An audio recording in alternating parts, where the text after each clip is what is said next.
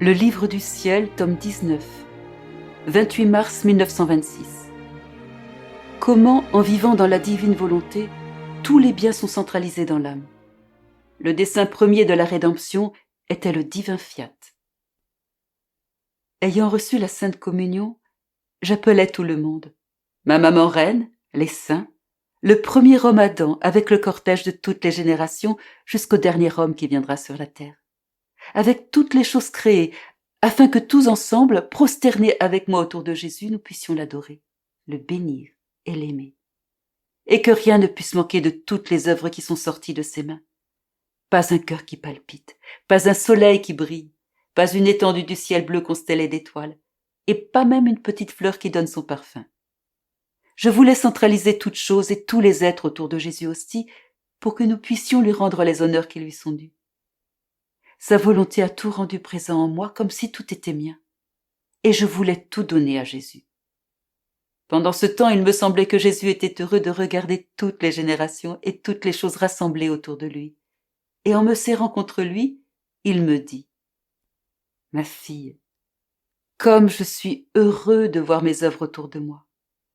J'ai l'impression que la joie et le bonheur que j'avais en créant mes œuvres me sont rendus, et je leur donne un nouveau bonheur.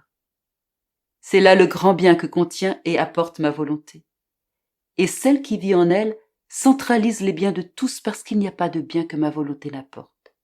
Et elle relie l'âme à tout ce qui lui appartient. Si les créatures ne s'étaient pas retirées de ma volonté, j'aurais pu trouver chacun en tous et tous en chacun. Les biens, la lumière, la force, la science, l'amour, la beauté étaient communs à tous. Il n'y avait pas ce qui est à toi, ni ce qui est à moi, dans l'ordre naturel comme dans l'ordre spirituel. Et chacun aurait pu prendre autant qu'il le voulait. La vie humaine dans ma volonté devait être symbolisée par le soleil. Tous peuvent prendre sa lumière, autant qu'ils le veulent, sans que quiconque en soit privé. Cependant, lorsque l'homme s'est retiré de ma volonté, les biens, la lumière, la force, l'amour et la beauté sont restés divisés parmi les créatures.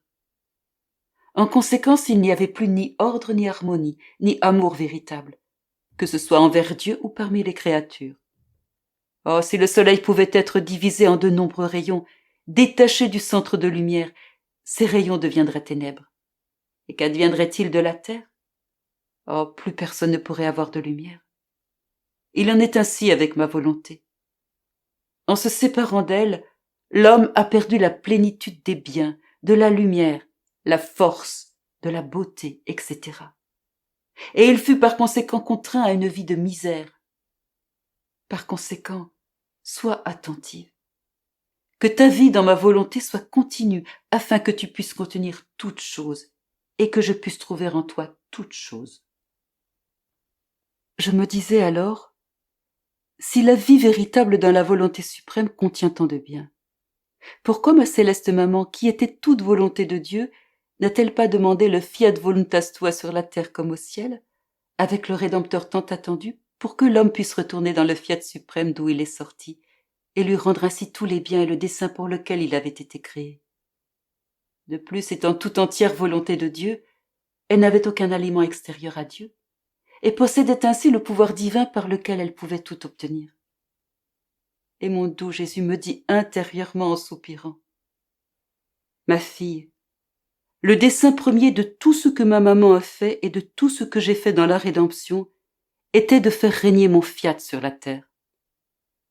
Il n'y aurait pas le début d'un amour véritable, ni d'une grande magnanimité, et moins encore d'un acte digne du Dieu que j'étais, si en venant dans le monde, j'avais donné et voulu donner aux créatures la chose la plus petite, qui était le moyen d'être sauvée, et non la plus grande, qui était ma volonté, laquelle contient non seulement les remèdes, mais tous les biens possibles qui existent au ciel et sur la terre.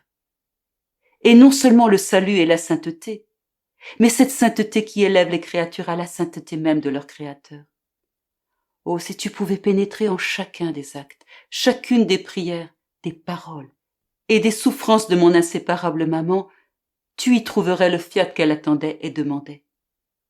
Si tu pouvais pénétrer en chaque goutte de mon sang, en chacun de mes battements de cœur, de mes souffles, de mes pas, En chacune de mes œuvres, de mes tristesses et de mes larmes, tu trouverais que le fiat y a la primauté que je désirais et demandais pour les créatures.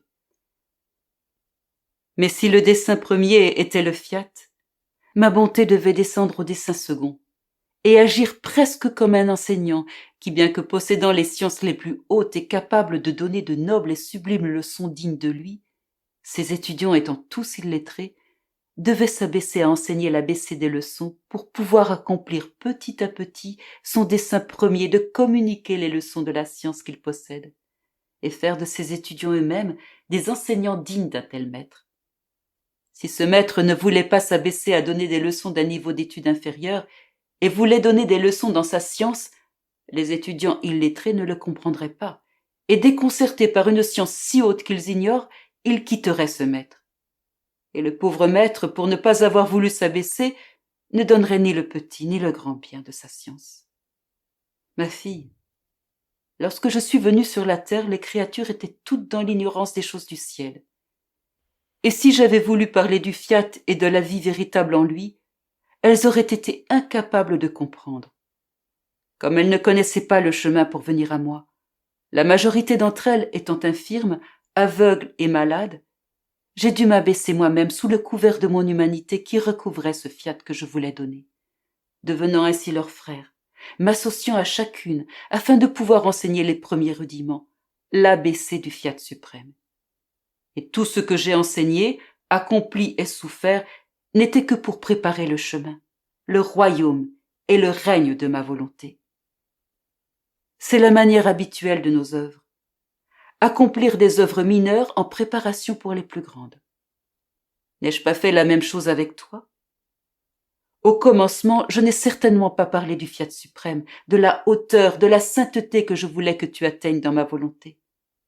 Je n'ai pas non plus fait mention de la grande mission à laquelle je t'appelais. Je t'ai plutôt gardé comme un petit enfant en qui je prenais plaisir à enseigner l'obéissance, l'amour de la souffrance, le détachement et la mort à soi-même. Et comme tu correspondais à ma demande, je me réjouissais parce que je pouvais voir préparer en toi la place où mettre mon fiat et les sublimes leçons concernant ma volonté. La même chose s'est passée dans la rédemption. Tout était en place pour que le fiat puisse régner à nouveau dans la créature, tout comme elle était sortie de nos mains créatrices. Nous ne sommes pas pressés dans nos œuvres, parce que nous avons non seulement les siècles, mais toute l'éternité à notre disposition. Par conséquent, nous allons à pas lents, mais pour notre triomphe. Premièrement, nous préparons et puis nous agissons. Je n'ai pas non plus moins de puissance après mon retour au ciel que je n'en aurais eu si j'avais continué à être sur la terre. Ma puissance est toujours la même, que je sois au ciel ou sur la terre. N'ai-je pas appelé et choisi ma maman lorsque j'étais dans la patrie céleste? De la même manière, je t'ai appelé et choisi pour le fiat tant désiré, avec la même puissance à laquelle personne ne peut résister. Mieux encore, je te dis que pour l'obtenir, tu as à ta disposition des choses plus grandes et plus importantes que n'en avait ma maman. Par conséquent, tu es plus fortuné encore parce qu'elle n'avait pas une maman ni ses œuvres pour l'aider à obtenir le Rédempteur tant désiré. Elle n'avait que le cortège des actes des prophètes, des patriarches et des biens de l'Ancien Testament, et les grands biens à venir du futur Rédempteur. Toi, par contre, tu as les secours, les souffrances, les prières et la vie elle-même, non pas à venir, mais vécues de ton Rédempteur. Il n'y a pas de bien ou de prière passée ou présent dans l'Église qui ne t'accompagne pour obtenir le fiat tant désiré. Comme le dessein premier de tout ce qui a été fait par moi et par la Reine du Ciel était l'accomplissement de ma volonté, tout est avec toi pour obtenir la réalisation de ce dessein. Par conséquent, sois attentive. Je serai toujours avec toi, ainsi que ta maman. Tu ne seras pas seule dans ton désir ardent pour le triomphe de notre volonté.